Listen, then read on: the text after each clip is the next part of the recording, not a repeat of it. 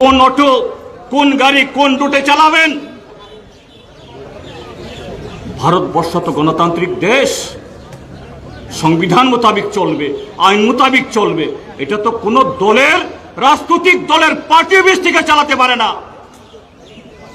এটাই হলো ভারতীয় জনতা পার্টির তাদের রাম রাজ্য, এটাই হলো তাদের সেই হিন্দু রাষ্ট্র।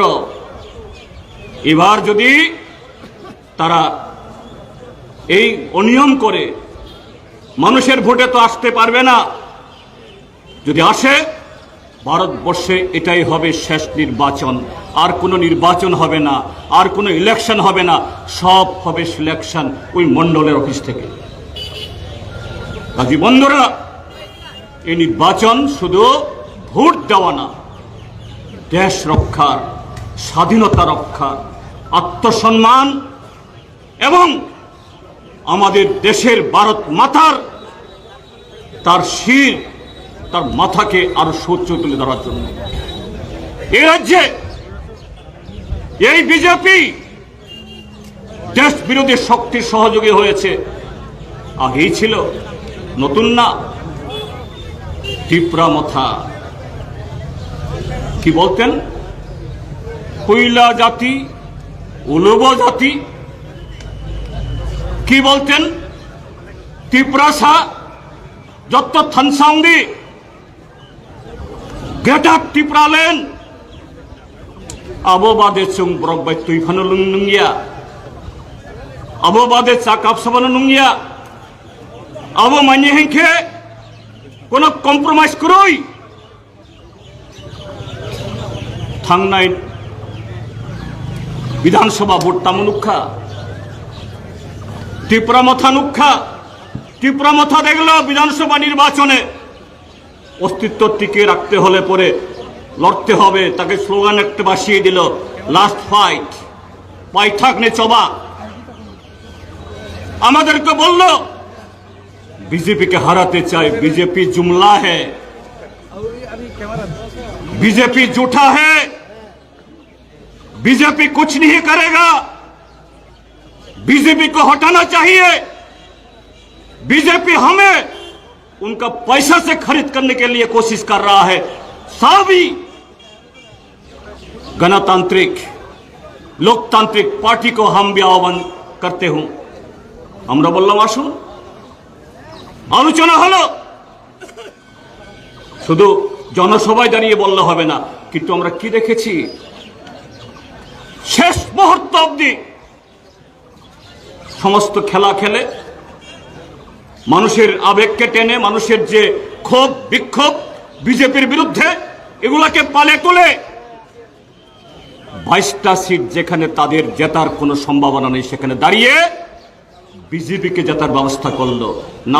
না হলে এই 22টা সিটে হয় সিপিআইএম নতুবা কংগ্রেসের প্রার্থীরা জিততেন নিশ্চিত।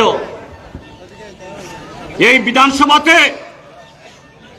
ভারতীয় জনতা পার্টির তাদের বিধায়কের সংখ্যা 2 অঙ্কে পৌঁছত না। কে করে দিয়েছে? ত্রিপুরা মথা। কাজেই দোস্তি পেহলে সে থা, আবি নেই। এটা আরো প্রমাণ। এই যে সিএএ এর বিরুদ্ধে, ভারত সরকারের বিরুদ্ধে সমস্ত হিমাচল যখন জ্বলে উঠল, প্রদ্যুৎ মানিক্য কিশোর দেখলো যে না, আমাকেও এখানে কথা বলে আমার ত্রিপ্রাসাদের একটু কাছে রাখতে হবে। স্লোগান তুলল, বিপ্লব কুমার দেব, তোমাকে আমরা এখানে সিএ চালু করতে দেব না।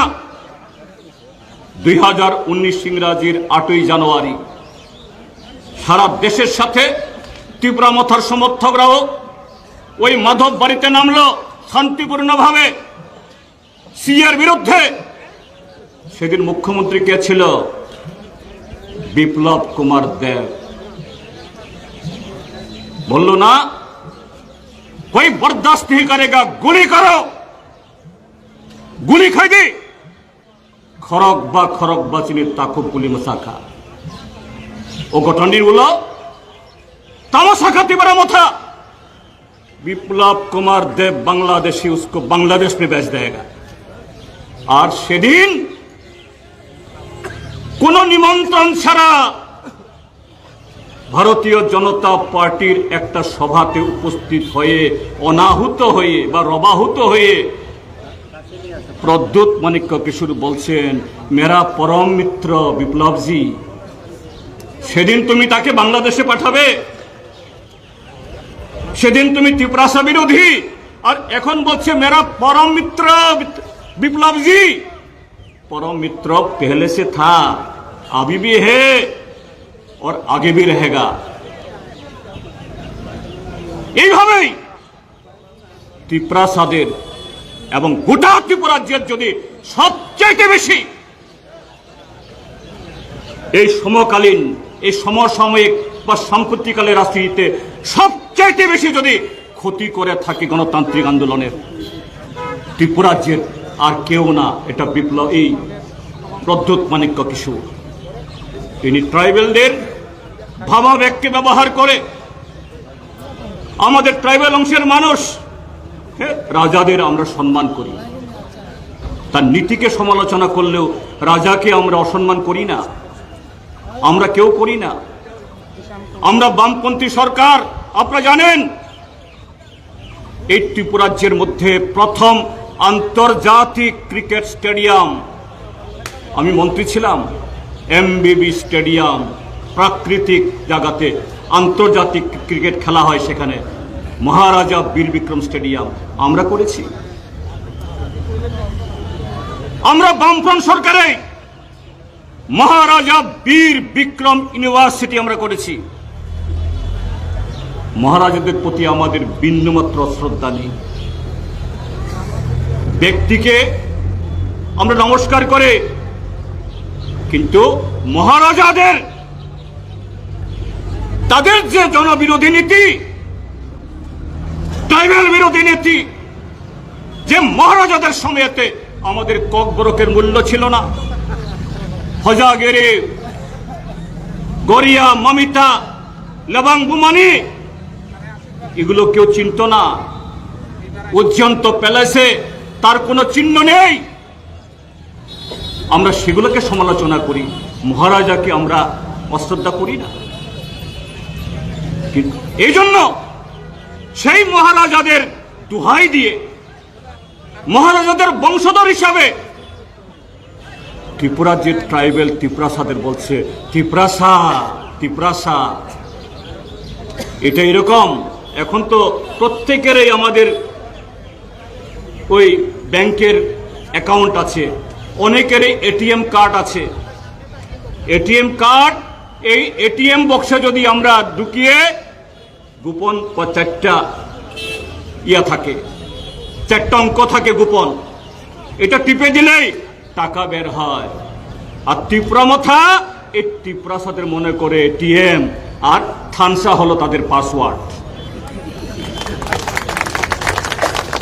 এইভাবে আজকে ভারতীয় জনতা পার্টির কাছে, বিজেপির কাছে, যারা দেশের আইন মানে না, সংবিধান মানে না, দেশের ট্রাইবেলদের সর্বনাশ করছে, ট্রাইবেলের সংঘাত লাগাচ্ছে, এই ত্রিপুরা রাজ্যের মধ্যেও খ্রিস্টান ট্রাইবেলদেরকে ট্রাইবেল লিস্ট থেকে বাতিল করতে হবে, তার কাছে বিক্রি করে দিয়েছে।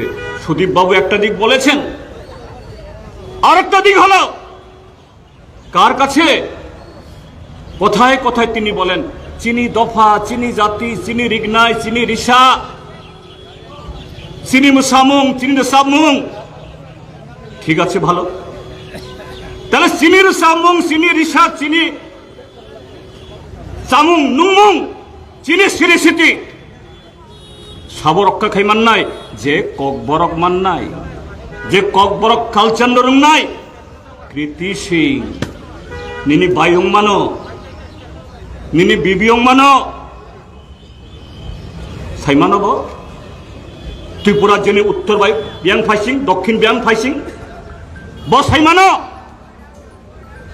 ত্রিপুরা রাজ্য বুসক দফা চিনি বুকুং বারাতং সাইমানিয়া ত্রিপুরা সারং বরক 36 গণ্যে প্রংথানীয় ফলানি চেষ্টা খাইও সুং ফল জাগিয়া। ত্রিপুরা রাজ্যের কি ট্রাইবেল কি নন ট্রাইবেল, আমাদের আত্মবিশ্বাস আছে আত্মসম্মান আছে, গরিমা আছে, ঐতিহ্য আছে। এইভাবে জনবিরোধী শক্তির কাছে আমরা বিক্রি হতে পারি না। কাজী বন্ধুরা, এই ভোট আমাদের কাছে শুধু ভোট না, দেশ রক্ষার, সংবিধান রক্ষার, আমার ধর্মের অধিকার, ভাষার অধিকার, স্বপ্ন দেখার অধিকার, এটাকে রক্ষা করার জন্য।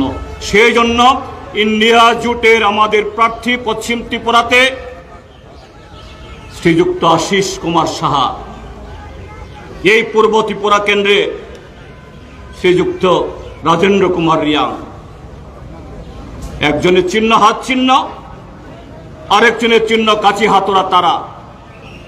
এটাই স্বাধীনতার লড়াইয়ে ঐক্যবদ্ধ ভারতের চেহারা। সেই ঐক্যবদ্ধ শক্তি আমরা এ রাজ্যেও গণতন্ত্র উদ্ধারে লিপ্ত হয়ে আগামী ২৬ তারিখে সে রেকর্ড আমরা করব। ১৯ তারিখে ভোট হবে পশ্চিম ত্রিপুরাতে। আপনারা সামিল হয়েছেন, ঘরে ফিরে যান, ১ ইঞ্চি মাটি ছাড়বেন না, ১ ইঞ্চিও না। এদের পক্ষে যারা আছে তারা হলো কালো টাকায় কিছু ফুলে ফাঁপা লোক। আজকে ভারতীয় জনতা পার্টি শুধু দুর্নীতিবাজ আমার আপনার অভিযোগ না, ভারতের সর্বোচ্চ আদালত সুপ্রিম কোর্ট বলে দিয়েছে তারা যে প্রায় ১২,০০০ কোটি টাকা তুলেছে, সব হলো বেআইনি পথে, অসাংবিধানিক পথে। ভারতীয় জনতা পার্টি আজকে এই পৃথিবীর মধ্যেই সবচেয়ে দুর্নীতিবাজ পার্টি। এই দুর্নীতির কাছে বিজেপির ভেতরেও যারা দেশপ্রেমিক আছেন, নিষ্ঠাবান আছেন, তাদেরকে অনুরোধ করব, তাদের কাছে ভাড়া খাটবেন না, পাপ হবে, ভবিষ্যতের কাছে জবাবদেহি হবেন। কাজে আগামী সেই সংগ্রামের জন্য সবাই তৈরি হন, এই আহ্বান জানিয়ে আমার বক্তব্য শেষ করছি। সবাইকে নমস্কার, খুলুমখা, আদাব, ইনকলাব, জিন্দাবাদ।